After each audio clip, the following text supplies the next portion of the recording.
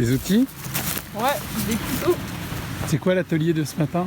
Donc il y a plantation des aromatiques, ici. Et désherbage pour les futures planches de carottes. Parce que les carottes, ça met très longtemps à lever et à pousser. Cet hiver, on a occulté. On a mis des bâches et ça a bien marché. Du coup, c'est quand même relativement propre, quoi. Ça a protégé le sol. Les vers de terre ont eu leur petite vie tranquille. Et en même temps, il n'y a pas beaucoup de mauvaises herbes. Donc on est assez content. Ah, génial. Ah ouais. Là, il y en a une belle. Ah, il y a beaucoup d'eau. Merci. T'as commencé en quelle année, toi, Iseult? Le maraîchage, la reconversion, la vie de paysanne. C'était septembre 2016. Là, en septembre 2020, ça fera 4 ans que j'ai changé de vie. Et tu faisais quoi avant? J'étais sage-femme à l'hôpital de La Fontaine à Saint-Denis. Pendant combien de temps? 13 ans. L'hôpital public ne représentait plus vraiment mes convictions, dans le sens où depuis qu'on est à la tarification à l'acte, en fait, c'est pas le soin qui est valorisé, mais vraiment l'acte. Et il faut que l'hôpital soit rentable. Et pour moi, c'était incompatible. Et du coup, au début, je m'énervais 1 heure par jour, après 2 heures par jour, et après toute la journée.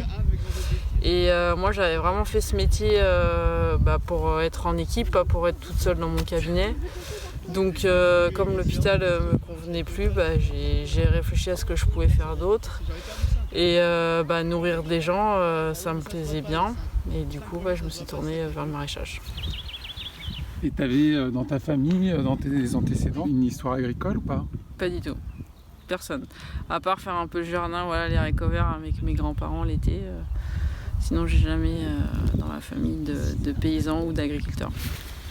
Comment ça s'est passé la reconversion? Est-ce que ça a été facile? Comment tu t'y es prise? En fait, ça a été long. Enfin là, ça va faire 4 ans et donc, je suis en train de m'associer avec Boris. Donc c'est quand même un parcours qui a duré 4 ans. Après, c'est classique. Pour des reconversions et d'installation, c'est 3 et 5 ans les parcours. Donc c'est long, c'est pas facile tous les jours, mais c'est bien passé parce que en Ile-de-France, on a un pôle d'accompagnement à Biosol. J'ai commencé d'abord par aller à des petites formations avec eux, bien comprendre toute la complexité de l'installation, c'est-à-dire se former d'un point de vue technique, trouver du foncier, voir la vie qui changeait parce que du coup on devient chef d'entreprise. Enfin, il y a beaucoup de choses dans l'installation. Et puis surtout, ce qui permet à des profils comme nous de s'installer, c'est les AMAP. Parce que on a 40-50 citoyens avec nous engagés. Ils ont fait un gros travail au début pour arriver au nombre d'AMAPiens qu'il fallait pour que je puisse me rémunérer et être sûr, pendant 1 année que tous les légumes soient distribués. C'est vraiment un schéma qui permet de produire juste ce qu'il faut. Ça veut dire que quand on fait des investissements pour avoir de l'irrigation, des serres, et en fait on le rentre dans le prix du panier. Donc ça permet de ne pas se dire comme le commerce, si je vends pas mes trucs, je coule en fait. Donc c'est vraiment, c'est un tremplin, quoi.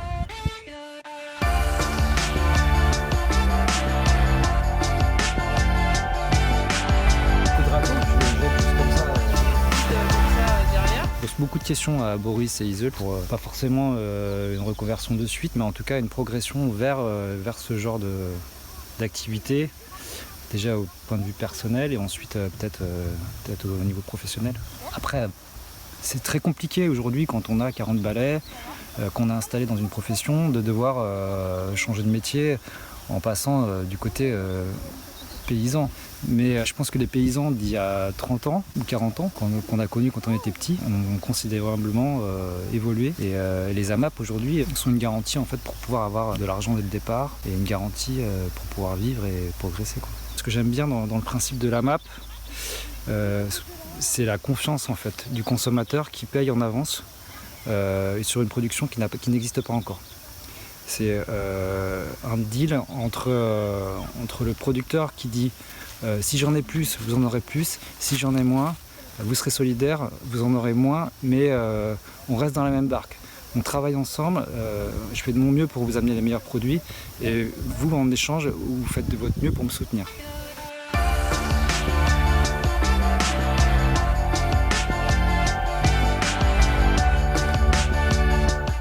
que tu produis, tu le donnes à la MAP. Exactement. En fait, nous, avec Boris, donc mon collègue avec qui je suis en train de m'installer, ça nous tient vraiment à cœur parce qu'en fait, on veut sortir vraiment du prix du marché. Pour nous, en fait, les AMAPiens, et c'est le sens de la MAP, après, chacun le fait à sa manière, mais c'est vraiment tout le monde paye le fonctionnement de la ferme. Nous, on fait le max pour que les paniers soient remplis.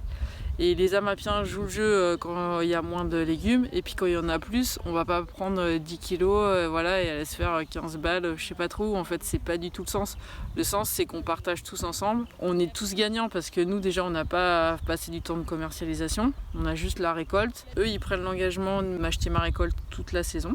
Donc en gros, ils payent tous les coûts de fonctionnement de la ferme, y compris ma rémunération. Et moi, je prends l'engagement de leur ramener des légumes chaque semaine, sauf en cas d'aléa. Et voilà, de les accueillir sur la ferme, qui comprennent le fonctionnement, ils peuvent me poser des questions. Vous arrivez à nourrir combien de familles? Là, en fait, il y a 225 paniers distribués chaque semaine. Mais après, il faut voir qu'on s'est adapté parce qu'en fait, le panier, donc dans l'histoire de la MAP, le panier de base, c'était pour nourrir une famille de 4 personnes. Avec la vie moderne d'aujourd'hui, sachant qu'il y a des gens qui ne mangent pas chez eux tous les repas, plus en mode de vie urbain où les gens ont tendance à sortir, ça faisait beaucoup trop de légumes. Donc on a fait des demi-paniers. Et là, avec le confinement, vu qu'il n'y avait plus d'autres moyens de manger que la MAP, les gens se sont rendus compte que pour nourrir vraiment une famille, leur petit panier ne suffisait pas. Parce que évidemment c'est la moitié de ce qui est prévu pour la famille, si on fait tous les repas. Donc on distribue 225 paniers parce qu'on s'est adapté au monde moderne, mais en fait là c'est la moitié, c'est 110 familles vraiment en légumes pour une semaine, quoi. Là avec Iso c'est génial, quoi, parce que on mange bien en fait. Non mais on mange trop bien, là c'est une AMAP où les produits sont super variés, vraiment délicieux. Là les fraises, je sais pas, elles étaient vraiment... elles sont ultra sucrées, ultra bonnes et du coup t'as plus trop envie d'acheter des légumes ailleurs parce qu'ils n'ont pas le même goût. En fonction des saisons évidemment et des moments, le panier il est plus ou moins fourni. Oui, en fait donc ça c'est aussi un truc qu'on a du mal à avoir, même moi avant de refaire les saisons. C'est qu'en fait tous les légumes, aussi bien les légumes d'hiver que d'été, ils poussent le printemps et l'été. Donc là, par exemple, les images que tu fais aujourd'hui, il n'y a pas encore beaucoup de choses qui ont poussé en plein champ. On a commencé à semer, planter, et tout l'été, ça va faire de la croissance. Et donc l'été, on a tous les légumes d'été, donc voilà, tomates, melons, aubergines, courgettes, donc ce qui est plutôt vraiment apprécié. Mais il y a aussi tout le reste, tout ce qui est carottes, qui va nous servir pour tout l'hiver, pommes de terre, courges, poireaux, qui poussent l'été. Donc tout l'été, on est bien fourni avec les légumes d'été. Tout l'automne et l'hiver jusqu'à avril, on est bien fourni. Et vraiment, actuellement, c'est un peu notre creux. Et donc, on a des légumes primeurs qui arrivent. Mais c'est pareil, c'est en plus petite quantité, le temps qui pousse. Et c'est grâce aussi aux cerfs qu'on réussit à avoir des légumes à cette saison. Donc, on va dire que principalement le mois de mai, jusqu'à ce que les tomates arrivent, c'est vraiment là où on a notre creux de saison, quoi. Ok. Et celle-là, tu peux la faire sur cadran, s'il te plaît? Ou tu fais la moitié de la caisse sur 2 rangs, puis après tu repars du bas, tu fais l'autre moitié sur les 2 rangs d'à côté. Ok. Qu'est-ce que ça t'apporte là après ces 2 mois de confinement, premier week-end des confinements, de venir travailler dans les champs? Non mais on prend l'air là, on n'en pouvait plus, faut être clair. Nous on s'est inscrit, on s'est jeté sur la liste d'inscription parce que je sais pas, moi j'ai pas de terrasse, j'ai pas de balcon et j'habite rue de la Chapelle, quoi. Donc c'est cool de voir des arbres, des trucs verts et des choses qui poussent.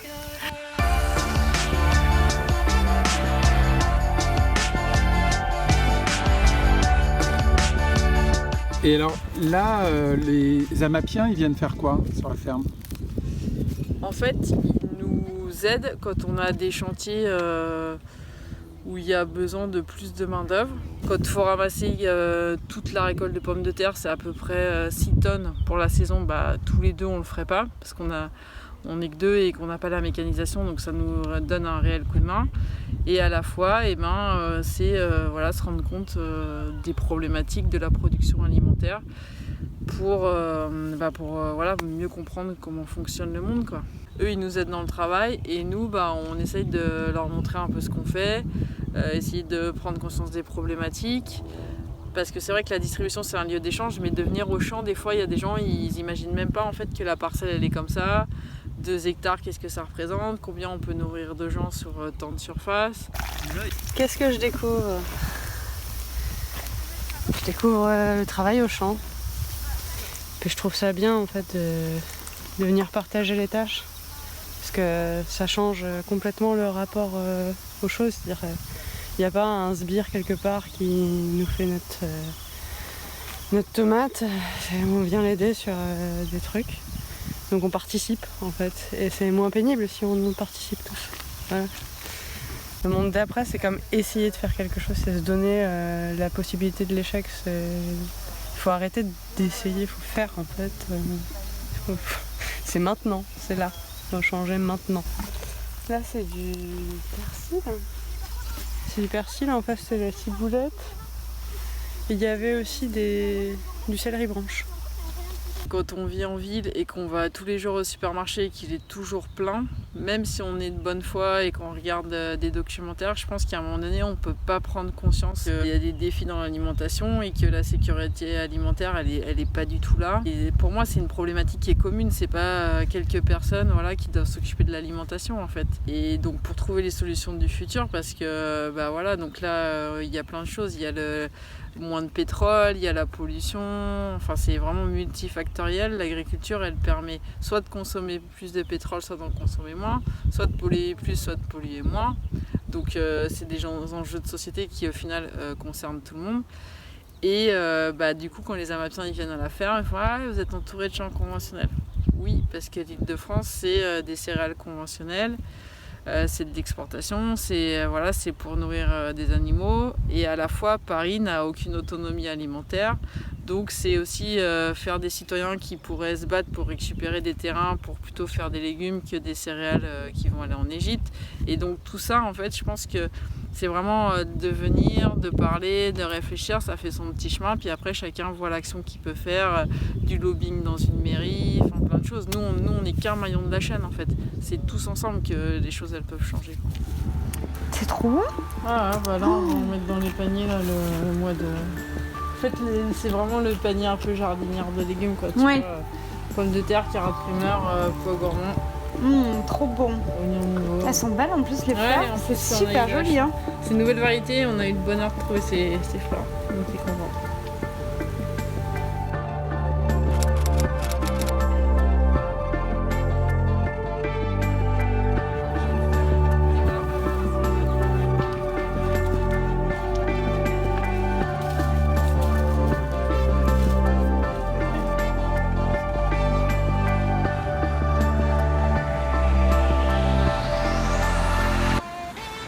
Moi, ça fait depuis les années 2000 que je suis en AMAP.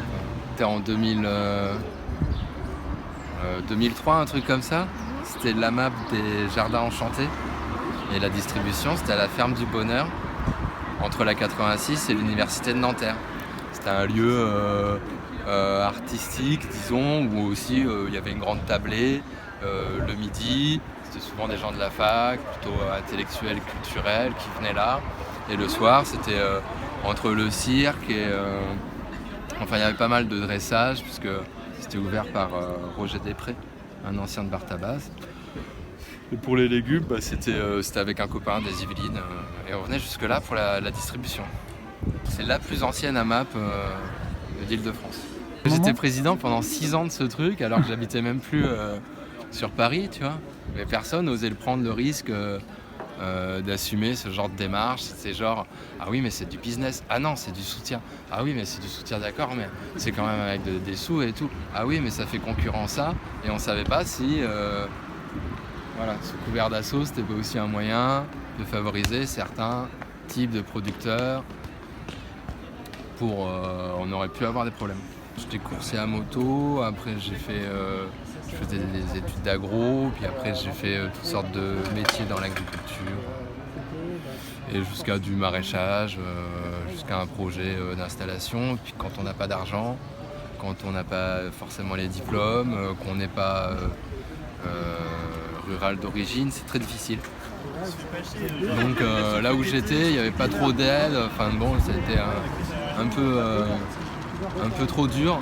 Puis j'ai eu l'opportunité de revenir ici pour faire encadrant justement dans l'insertion par le maraîchage. Ça a duré 3 jours.